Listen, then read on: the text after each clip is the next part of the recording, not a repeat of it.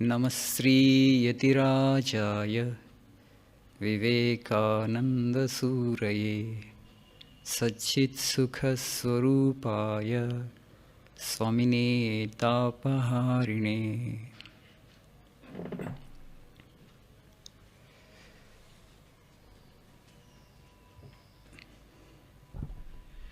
So, the subject for today's discussion is India, a death-centric civilization.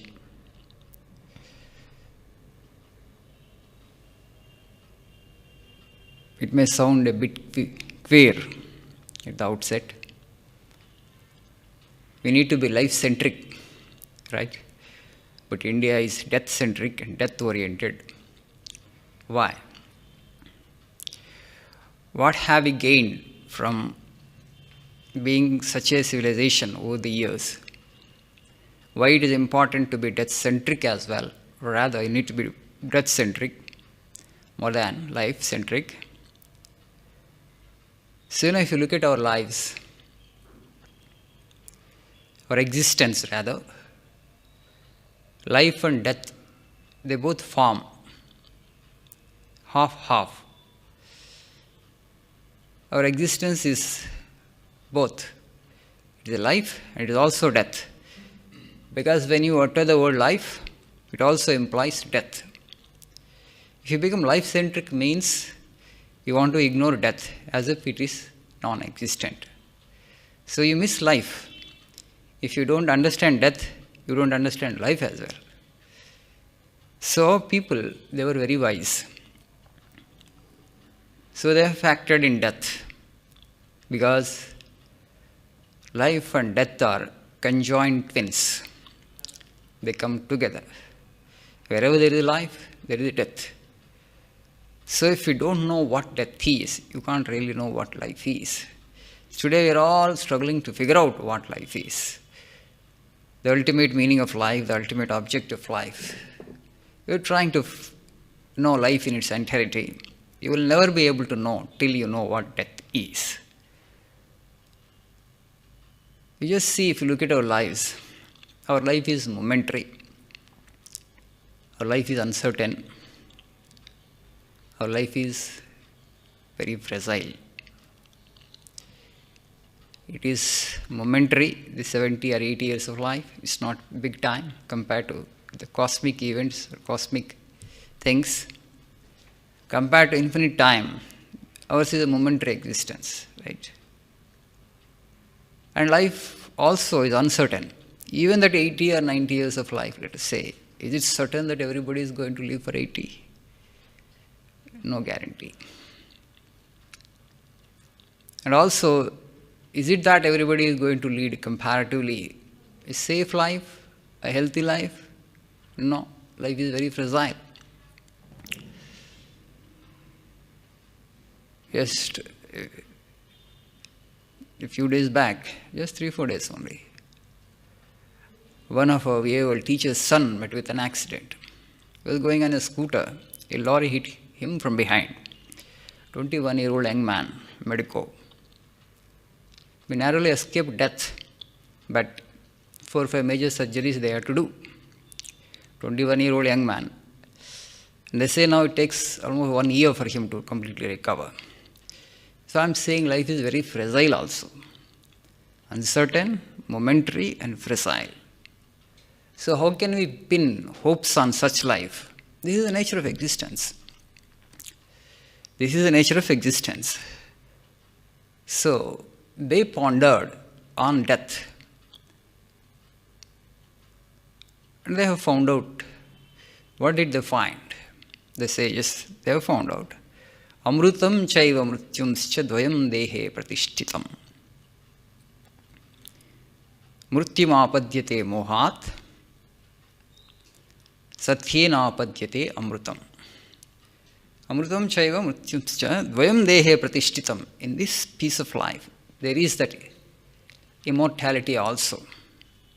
Mrityu and then ultimate immortality also.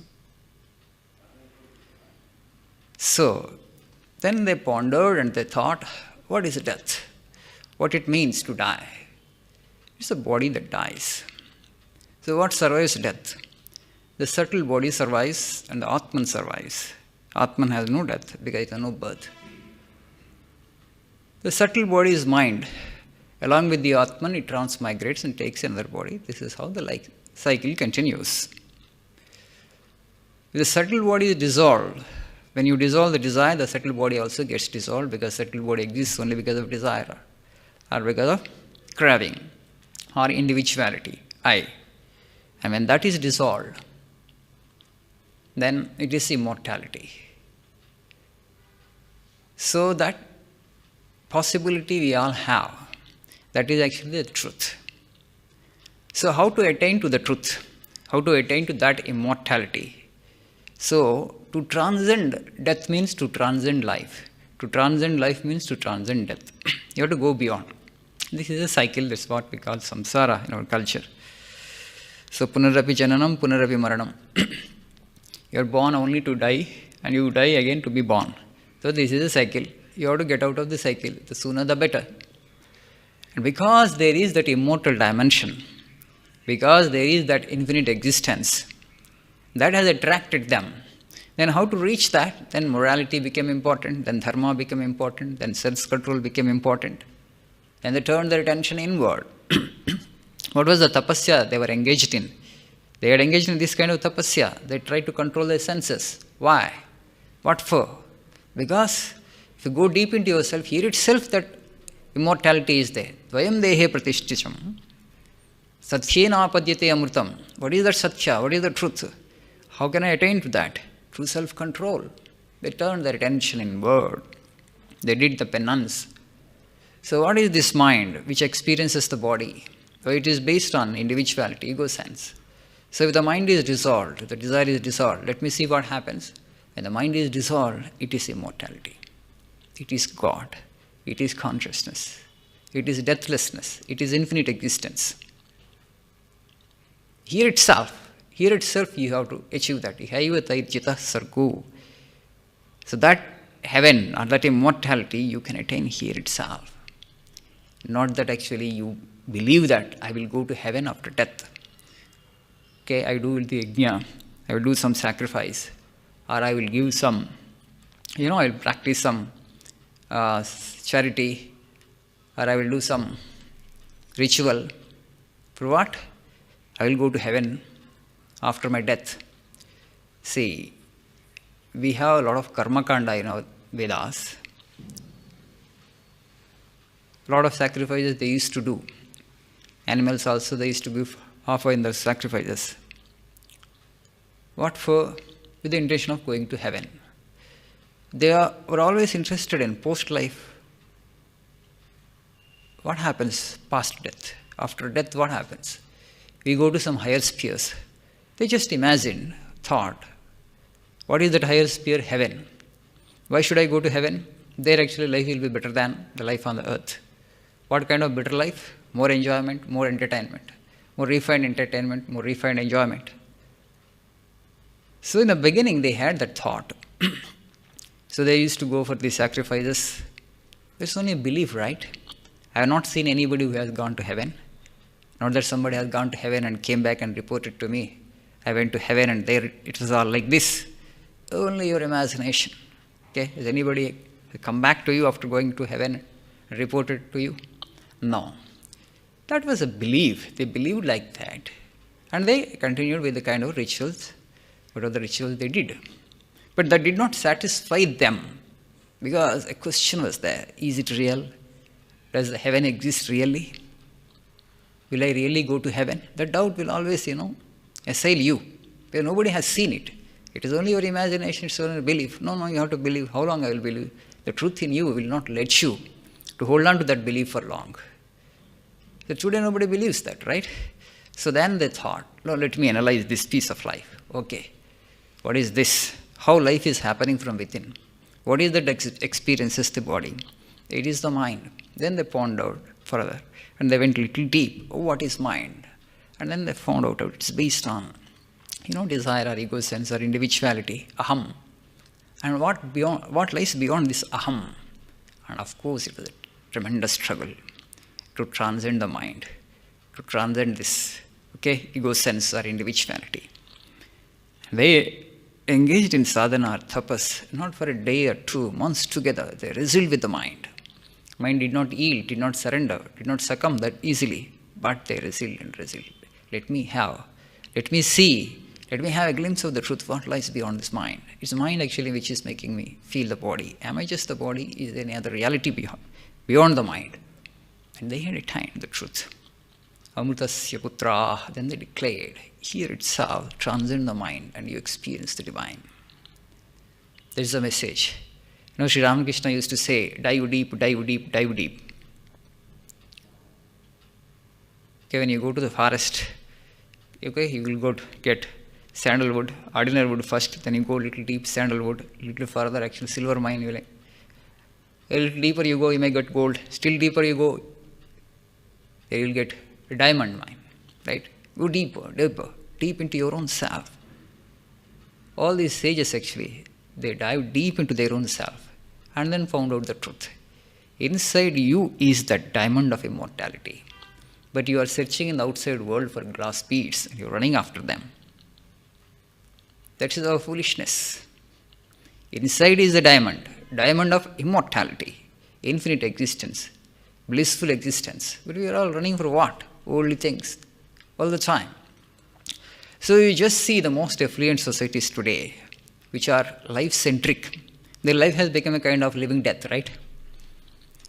The civilizations are the societies that are purely become life-centric, where they want to avoid death as much as possible. They don't want to factor in death. They want to behave as if death is a non-entity. It doesn't exist at all. Or probably that anyway we can't do anything about it, then what is the point in thinking about it? They don't even think actually. Even in our society also, they think the moment you talk about death, they say it's a ominous thing. It's so ominous. Don't talk about that. That means what? You want to put the thing under the carpet. But is it a reality or not? Are we going to be here forever? No. Life is ebbing away. Time is ticking. We have expiry date. That expiry date we don't know. So when you realize this, when you understand this, definitely the thought of God will come to you. If you meditate on death, the thought of God will come to you. If you ignore death, God will not come into our lives. We don't need God. That's how actually societies will become godless. They don't want the truth. I don't want to think about death itself. They all behave as if we are immortals. We are not immortals, we are mortals. The life is actually a very fragile thing. It's uncertain, it is momentary, and it is fragile. These are the limitations. When you really are aware of these limitations, when you ponder on those limitations, definitely you will think about death. Forget about the small percentage of societies for whom actually it's a hand-to-mouth existence. They will have to work 15 to 16 hours a day just to make both ends meet. Right? Except the small percentage of the population, all others actually have the possibility to explore the truth. If you are so created, if you are so made, and if you are born in such circumstances where you have to work 16 hours a day just to get 2 meals per day, you are not left with any time to think about the higher things and higher aspects of life. A different kind of life. You forget about that small percentage of the population. But the rest of the people can investigate, can look deep into themselves. But we are not doing that because we too have become so life-centric. As I keep telling you, we are constantly raising the bar of material standard of life. Nobody is happy with what he has or she has. I want to have a little more material things. You accumulate as much as you want. You earn as much wealth as you want. But still, unless and until you solve the mystery of death, you are not known the mystery of life. Yama says in the Kathopanishad, Na samparaya pratibhati balam pramadyantam vitta mohena mudam ayam loko nasti paraitimani punah punarvasham apadyate me. Balam, he says, those deluded children, deluded by the wealth, deluded by the material possessions of this material world, they don't actually consider anything higher. They say that nothing exists beyond death. Ayam loko nasti para. Other than this world, there is no other world. This is the only existence possible. Thinking thus, they come under my sway again and again. Again and again, actually, I will catch them. Death is saying, this is the language of death. They will come under my sway, they will come under my control, again and again, not once, because they have this deluded understanding.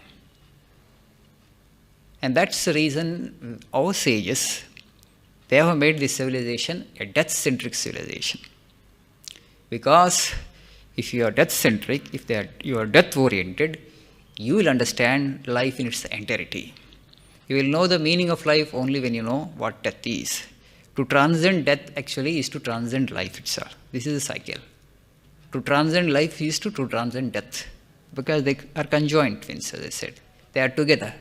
If you transcend one, you transcend the other also automatically, because they are inseparable. They are not two separate entities. So what lies beyond the two? The truth is God, the consciousness. So, just for this reason precisely, they have made it a death-centric civilization. Na prajaya dhanena kyagenaike amrutattvamanashuhu. Not through wealth, not through progeny, only through renunciation, immortality can be attained. Kyagenaike amrutattvamanashuhu. And through renunciation alone, immortality can be attained.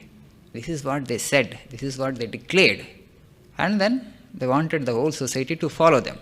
Because be a truth-oriented society, meditate on death. This life is too transitory, is temporary. But what we have been doing? No, we too have become life-centric today. Nobody wants to think about death. You see, when you become old, what we say, 70, 80, senility overpowers us, body becomes weak. We can't see well, we can't hear well, we can't chew well, tooth also will fall off. Legs and hands, they don't cooperate with us, the senses become weak. Life becomes very burdensome. Not that we don't have anything to eat, not that we don't have things to, lead a comfortable life. All the things are there, but this is not cooperating because this has become weak. Because this is worn out. This is worn out, right? So what we say, you see sometimes old people, 80 years, 90 years, they pray to God. I am praying to God, I ask Him to take me away from this world. What am I to achieve here? Why should I be here for a longer period of time? Okay? They think, right? Saying to themselves and saying to people around sometimes that why God is not taking me away. Such things we'll keep saying, old people saying. Now what will I achieve in this life? I have lived enough. Let God take me away. Now where shall God take you? And what is your idea of God?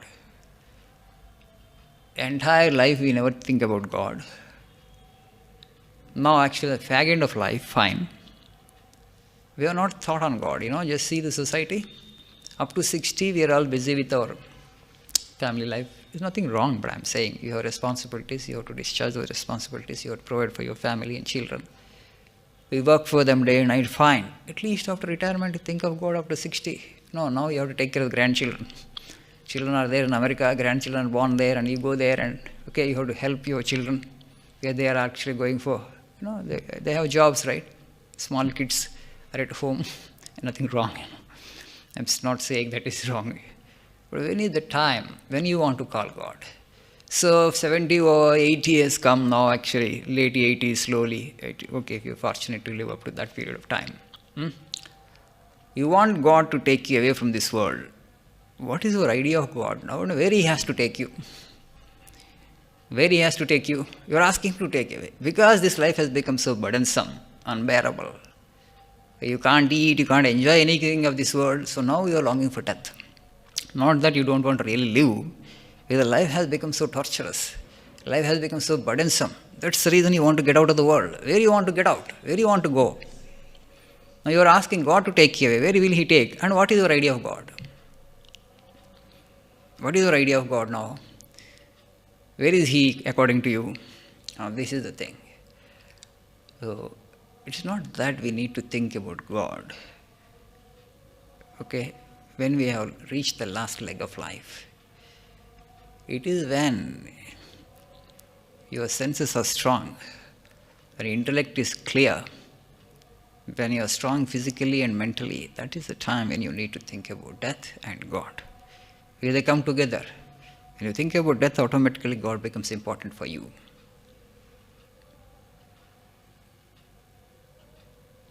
You know, the thirst for life is such. It's really surprising. We want to get out of the world because life has become burdensome, because you can't enjoy anything of this world. But otherwise, you just see the thirst for life. Even when you reach 80s and 90s, still we want to live. Though sometimes we can't do anything. The life has become burdensome, but still people want to live. You know, the Mahabharata, after the Mahabharata was over, Kurukshetra war was over, Yudhishthira was taking good care of Dhritarashtra and Gandhari, because all the 100 children were dead. The old couple was in deep distress. Yudhishthira was so kind and so compassionate, because my uncle, he has lost all his children. So I can imagine his pain and suffering. So he was attending on to him, and he has arranged sevaks, and every care he was giving to him. The finest of the care, finest of the hospitality, the finest of the love. And so Dhritarashtra had forgotten all his grief. Otherwise, for parents to see their children predecease them is such a torture, unbearable. Only those who know it, they know it. It is such a great torture. And so instead of experiencing that torture, he was actually forgot the war and the bloodshed that had happened. All his children got killed. Yudhishthira was giving such love and such care to Dhritarashtra. No, Vidura saw this and he was surprised. Aho mahiyasi jantohu jivitashah. He says, oh, wonder of wonders. You see human beings, thirst for life, clinging to life. 100 children are dead in that great battle, and still he wants to live, this old man, and also blind. Old, blind, 100 children are dead, but still he wants to live. And now also he is not calling on God. Then Vidura says, Bhima pavarchitam, pindam. Whatever the rice balls that Bhima throws at you, adatte gruhapalavat, you are grasping, you are taking them like a dog. Vidura uses such a strong language. Bhima pavarjitam pindam adattam gruhapalavat. Like a dog, you are eating the rice balls thrown at you by Bhima disdainfully. Because Bhima had that disdain for Dhritarashtra. He thought actually this old man was responsible for Kurukshetra war. He never bothered to check his son Duryodhana. That's why such a calamity happened.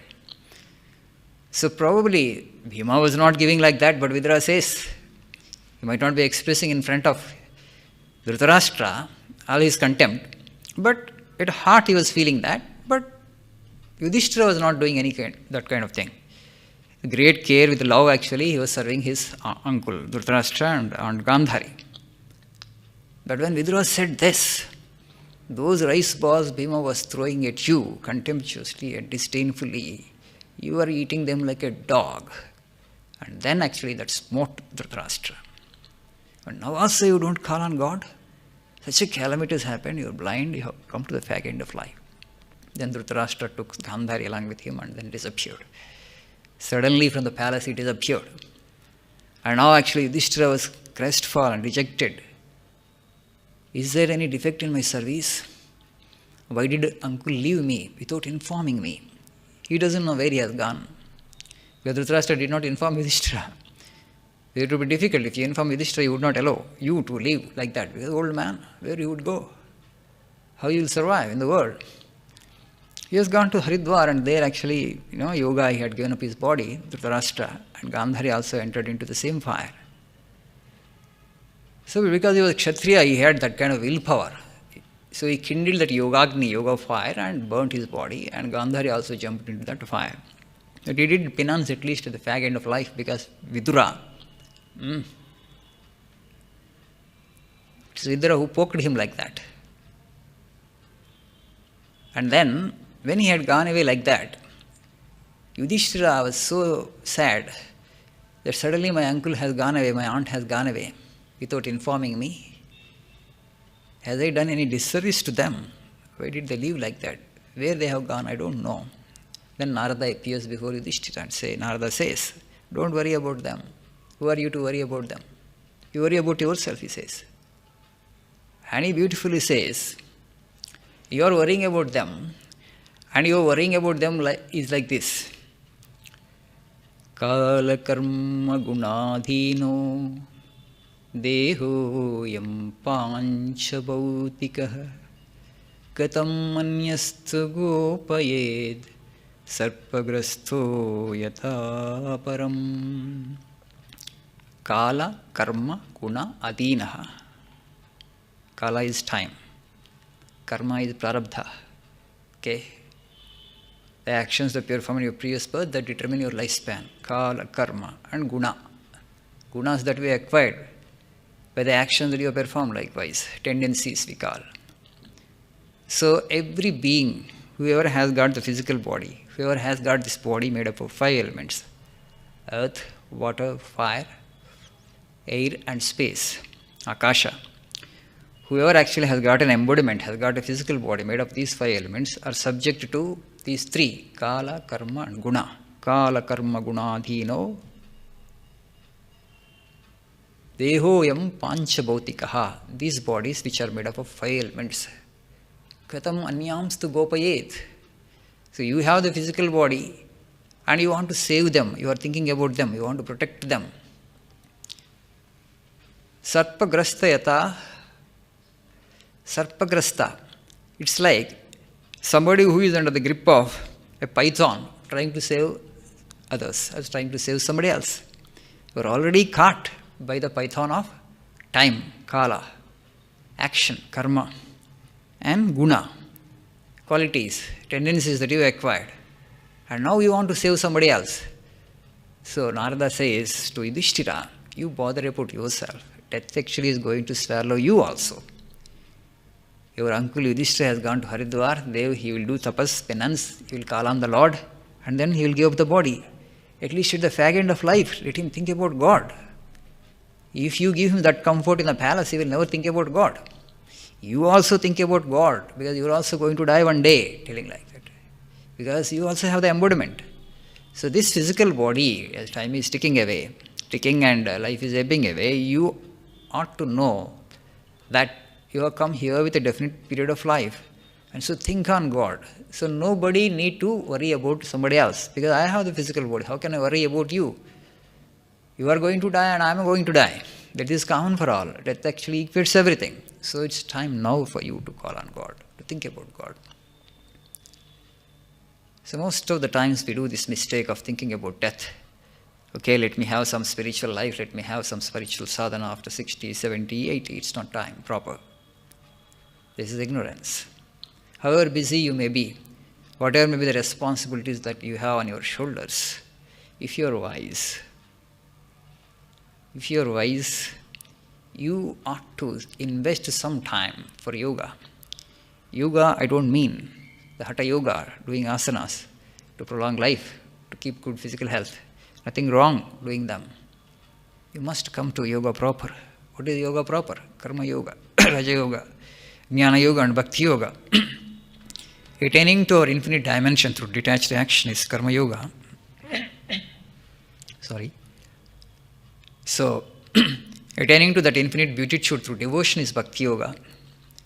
If you want to attain to that union with the divine through meditation and control of prana, this is Raja yoga. And Jnana yoga is the path of discrimination. Through viveka, through discrimination, you will reject the unreal and the real will shine forth. Right? I am not the body, I am not the mind. It's just an intellectual idea. Keep on asserting that. I am not the body, I am not the mind. When the unreal is rejected, the real will shine forth on its own. The real today is actually dormant. It is hidden. So why don't we feel God? Why don't we experience God? Why don't we experience consciousness? Though it is so close to us, though we exist in it and do all our functions in and through it, why it becomes so difficult for us to know our own being, to know the truth? Because the Lord has done this vast and phenomenal universe. There are billions and billions of galaxies are there in this universe. And for the power that has created these billions and billions of galaxies, how much of that power actually is required to sustain a physical and psychological being like this? For God, how much of manifestation we can, withhold? How much of manifestation we can bear? Very little. That's why He is there actually like a dot. Angushthamatraha purushaha madhya atmani tishthati Ishanah bhuta bhavyasya tato na vijigupsate. Angushtamatra Purusha, he is of the size of thumb, Upanishad says, but he is not even the size of the thumb. Nivara Shukavatate, Vidyul Lekeva Bhasvara, like a streak of lightning, You see sometimes, Saradrutu, spring season, when you see a dark cloud, it's a streak of lightning. How thin that streak of lightning is. Very thin fiber, but very bright. Very thin, all the dark cloud. On corner actually you have this light. It's very thin. It is so thin. But at the same time it's very bright also. And like that actually, Lord, the soul, Atman, is dwelling in your own heart. But you can't see that with your physical eyes. You have to experience it. For that actually, that consciousness has to awaken in us. It has to get kindled, it has to get awakened. And to awaken that consciousness, we need to do yoga. Angushthamatraha purushaha madhya atmani tishthati. Ishanah bhuta bhavyasya is the Lord of the past and the future. Once you know Him, natato vijigupsate, you will not get deluded. Once you know that truth, once you know your immortal dimension, you will not get deluded. There is nothing more for you to know thereafter. You have become fulfilled. You have attained to that infinite beatitude. So that is the goal of every human being, for that matter. But how many of us are seeking that truth consciously? That is the only question. Are we seeking the truth consciously? Few are seeking, but majority are not seeking consciously. Blows are coming, nature is giving blow after blow, blow after blow, but still we don't get awakened. Right? Mishaps, failures, setbacks, financial problems, so many problems nature is giving. All only just to make us turn inward. Oh man, within actually is the truth. Prahlada says to those, his comrades, his friends, other children of the demons, Ko ati prayaso hare rupasane asura balakaha sve hurdi chidravat sataha. What difficulty is there, my friends, worshipping Hari? If he is somewhere in the extra, cosmic realm, where you can't see him, and then okay, you can say that it is very difficult to worship him, to please him. Sve hurdi chidravat sataha. In your own heart, the Lord actually is dwelling like space, like akasa. Why they have compared God with space? Because he is so subtle. Consciousness is so subtle, much subtler than thought. So he is dwelling in your own heart. So you meditate on him. I am not asking you to meditate on something which you cannot see or something which you cannot grasp, but he is dwelling in your own heart. Ko ati prayaso, what difficulty is there? What ati prayasa, what difficulty is there? So rishis have found the truth out, and then afterwards they told us again and again, repeatedly, they said this: be death-oriented. Try to know what death is. Ponder on death. Try to know the mystery of death. Then you will know the mystery of life. This is their exhortation. This is their message. As I was said just now, when you become old, when life becomes too burdensome, We want God to take us away from this world. Till then we have not called on God. And now what we understand by God and where He has to take us. Right? Where He has to take us. No, simply we are saying like that, right? So this is not the thing to be postponed till the fag end of life. Seeking truth. Search for truth. I know we all have responsibilities to perform, family responsibilities. We get very little time. But God cannot be the last priority. Okay. For everybody in the world today, God has become the last priority. Priority 1, 2, 3, 4, 5, you just list out. And God is actually the bottommost priority. Okay? All other priorities have got more importance. Are we really wise? By attaining whom? You attain immortality. By attaining whom? There is nothing more to attain. And He is actually our friend. He is a well-wisher. He is a support. He is a substratum on which we rest, on which we live. And we don't pay attention to such a profound thing of life. Whenever somebody tells also, we don't give much importance to that. Why? Because society. We are today, as a civilization, as a society, we are imitating other societies and civilizations which are life-oriented. When you become life-oriented, when you ignore death, life becomes like living death, for sure. Because then you will not be interested in control of the mind. You will not be interested in dharma, righteousness. Control of the senses, control of the mind, shama and dhamma, and practice of righteousness become important only when you want to know the truth. Because they are the means which help you to know God.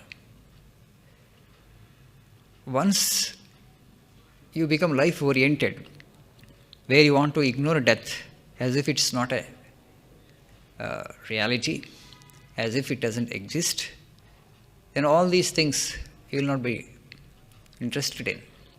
And life becomes shallow by default. So when you gloat on the surface, when you can't go deep into your own self, deep into the nature of things, then how can you really live a happy life? You can't. Life becomes actually, again, a painful life. There is no clarity as to what life is, as to the objective of life itself, as to where to invest our time, energies. Allow the world. Today this has become a kind of new phenomenon. Human societies have become too shallow. No doubt about that. Because this philosophy and spirituality, we are not interested in. The vast majority of population. So Swami Vivekananda, Swamiji used to say beautifully, I don't want how of things, my question is why. The universe is there, how universe runs. This body is there, how it runs. So we are investigating into matters of this universe, and our question is only how the things happen around us. Then we become a scientist. We become, a technocrat. It's okay to become like that, but only when you have the question, not how, why. Why the universe? Why life? Why the way it is? Then you become a mystic, a philosopher. When you have only this how, you will only be, trying to study the universe. However much you study the universe, still there will be something to study. Because the universe is not a simple thing, because it's created by God. It will engage you for eternity, for infinite period of time. You study it for infinite period of time, still there will be something more to study. That's how actually the physical universe is constituted, is designed. So that's why our rishis and sages, what they have said is, know that which ought to be known. Okay? Once you know this, last class also we discussed, having obtained which, there is nothing more to attain to or obtain. Yam labdva cha aparam labham manyate na adhikam tataha. Having attained which, you don't consider anything else actually superior to death. What is that? The topmost thing, the superiormost thing that you can attain, you can obtain? That is God, truth, the reality of our own being, consciousness. So attain that, get that. Then there is nothing more for you to attain to. You are fulfilled, you have become perfect, you have become complete human being. So by factoring in death, by becoming death-oriented or death-centric, we will be able to solve the problem of life. We will understand life in its entirety. And then actually true fulfillment comes. But you set aside, if you think that it's ominous to think about death while you're alive, and if you conduct yourself in such a way as if it doesn't exist, if you don't want to pay any attention to this, then life will naturally become very shallow. Make little money, enjoy the comforts and pleasures of the world. No. That way you can't really experience life also. You won't really experience life also because you have not known the truth at all. You are just glotting on the surface. And a little trouble, little tribulation, little problem in life will shake you up, will give you such pain. This way you just see the affluent societies of the world today. How much of suffering? Because there is no philosophy, no spirituality, no understanding of life. No understanding as to the purpose and objective of life itself. So, series of mistakes. Life becomes series of mistakes. Not that if you become death-oriented, truth-oriented, immediately we'll get to the truth. It doesn't matter when you get to the truth. But you are rightly oriented. You are on the path. You will reach the goal one day. Last class we discussed even to protect nature. Today we are talking about climate change. We are destroying ecology and environment. Why we are doing that? Because we are so life-oriented. What is our idea of life? Provide for the physical body as much as you can. Destroy the physical universe and provide the maximum comfort that is possible for this physical body. But comfort is not of the physical body. Comfort is a state of mind. This is actually the basic lesson, fundamental lesson. First lesson that we need to learn. If comfort is the sole thing, there are people actually who have got everything under the sun today. The best of the comfort, the best of the luxury. Are the happiest people in the world? Are they? In fact, in truth, do they have no suffering? The mind troubles you, even then. You have provided the body best of the comfort, but still actually, if you can't control the mind, if you can't handle the mind, in fact, it becomes more difficult to handle the mind at that point of time. Because you are so focused on the material and the matter, the mind is so scattered. And to ingather that mind is not a simple thing. And that's the reason renunciation is valued in this culture. They stress so much upon that and respected. Because through renunciation, actually, you will attain to the truth. You will attain to God. They insisted on this. And so, deliberately, we kept things simple so that I can focus on myself, so that I can study myself, so that I can go deep into myself. Everything is vanity of vanities, a vexational spirit. God alone lives, truth alone lives, Swamiji said. Every other action, anything else other than this pursuit of truth, will actually not give you the true fulfillment. However hard you might try, you try. Still you are a dissatisfied human being only. There is something more to attain, there is something more to achieve. That the voice of truth which you have in your own being, it will keep telling you constantly, no, this is not enough, this is not enough, this is not. There is something more, there is not something more. What is there something more? That something more is the truth itself. That voice actually is the voice of God only. So you just see the world. Nobody actually is sitting in a relaxed manner. Everybody is trying to achieve something more. Everybody is preoccupied with something or the other.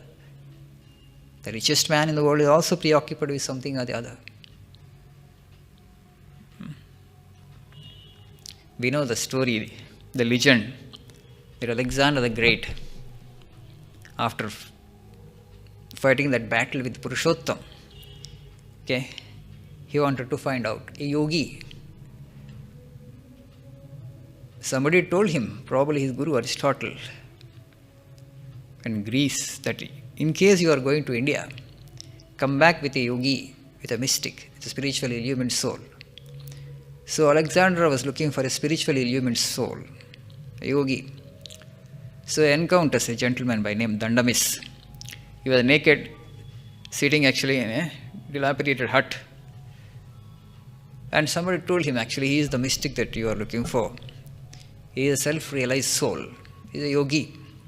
Alexander goes to him and he asks him, you must accompany me to Athens. I am going back, so I am not going any further. No further marches. My army will retreat from here. We are going back to Athens. And so you must accompany me because you belong to this country. And this is actually, I have conquered this country, this kingdom. All the people of this kingdom belong to me. So you also belong to me. You must accompany me. And that Dandamis told, why should I accompany you? I'm happy here. Why should I come? Why should I follow you? Your command. I said, I am the king of this territory now. I have conquered your king. This territory belongs to me. So all people belong to me. I said, no, I don't care for your territory and other things. I don't respect your suzerainty. Who rules actually, it is not a matter of thing for me, concern for me. And then Alexander said, if you don't come with me as I say, I will cut your body to pieces with this sword, he said. Then that Dandamis laughs at him. Oh, this is the biggest joke that you have cracked ever. Alexander was surprised. And I say that I will cut your body to pieces, but this man is not afraid. He was taken aback. How come such a courage comes to a man? How a man can exude that kind of courage? And because this yogi has experienced the consciousness, for him body is like worn out garment, right? You are ready to discard this body like a torn piece of cloth. You experience your real being. After experiencing your real being, for you to discard this body, the mind, it's just trifle. Rather, such people, they don't care to possess the body. They will try to discard as early as possible. I myself want to kill the body, discard the body, and you say that you will cut it into pieces. Fine, you do it. Go ahead. You and I cannot do it because we are in the body, right? The body is the dearest thing for us. But after experiencing the truths, after experiencing consciousness, after experiencing the immortal dimension, body becomes a useless entity, a trifle, a despicable thing to possess. Because compared to consciousness, the physical bodies, you cannot compare these two things. That existence and this existence, that experience and the present experience. A huge difference. So all the mystics and the yogis who experience the truth prefer to get out of the body as early as possible. Because they have transcended death. So now, Alexander was taken aback. There was a conversation, the legend has it, you can search it on the internet. Beautiful conversation between Dandamis and Alexander. Dandamis stuck to his stand. No, I don't want to come. Then Alexander finds out some other yogi who agrees to accompany him. But he didn't go. This Dandamis didn't go. Then Alexander understood there is something more to life than actually this physical conquest. He was a king and he wanted to expand his empire, territory, and went about waging battle after battle, creating a lot of bloodshed in the process.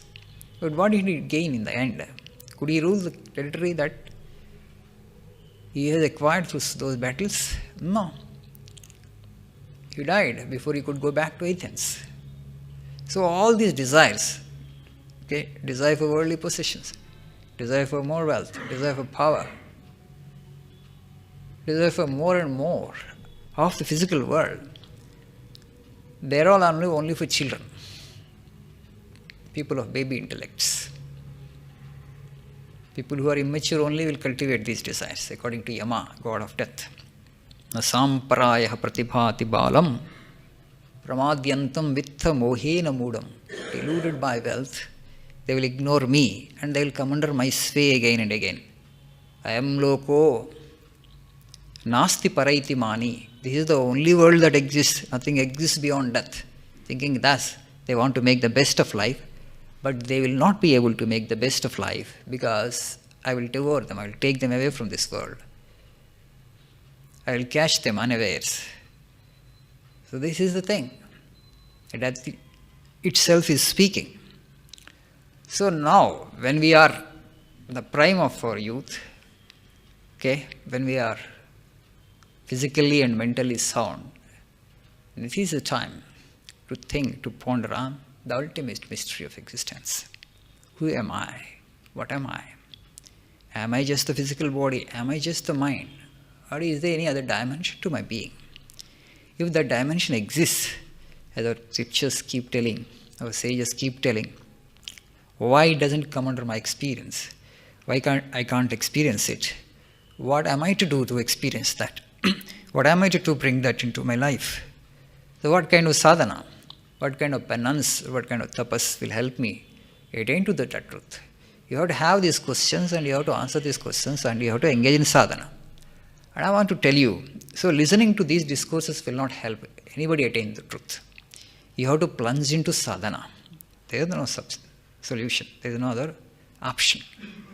Listening to talks, okay, for intellectual clarity, it's okay, but it will not take you very far, definitely.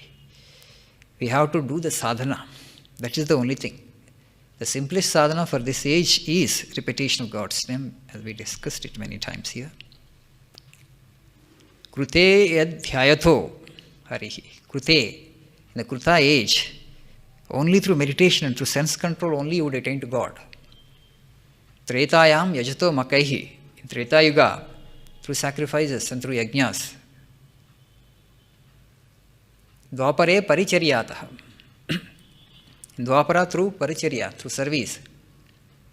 Kale tad harikirtanat. In this yuga, Kali Yuga, this is the simplest and the easiest sadhana that God has given us. How much meditation we can do? You just imagine the kind of tapas Prahlada did, a kind of tapas that Dhruva did. What intense penance Dhruva did for 6 months. We can't do it for one day. I mean, the people of those periods, they had a different kind of stamina, different kind of body, different kind of mind. So the prana did not leave them, even though they deprived the body of food for many days. For months together, they did not eat anything, but this still prana did not leave the body. And they were so pure, because of that they could do that kind of penance. But in this age, in Kali Yuga, we cannot do that kind of penance, but God, out of His infinite compassion, has given us this easiest sadhana, namely, repetition of His name with love. That much we can do, right? You plunge into the sadhana, so sooner the better, and do as much as that lies in your power. Develop taste for God's name, and slowly, slowly, something will happen. Sri Ramakrishna used to say, withdraw into solitude for at least 3 days and weep for God. And oh Lord, actually I am burdened with so many responsibilities, I am not able to call on you. Please help me. Show thyself to me. Help me get your vision. I can't do more than this. You surrender to the divine. This much alone I can do. I don't have enough energy, enough strength in me to do more penance, to do more sadhana. You just plead with Lord like this. Lord will shower His grace. Ask and it shall be given. God is very kind and compassionate. But the little sadhana that we need to do, we have to do. And then you surrender and ask Him to show Himself. Something will happen. Lord may confer His blessings upon us. So we shall pray to the Divine that Lord might help us with His vision, with little sadhana. Okay. And let us meditate for 2 minutes before we disperse.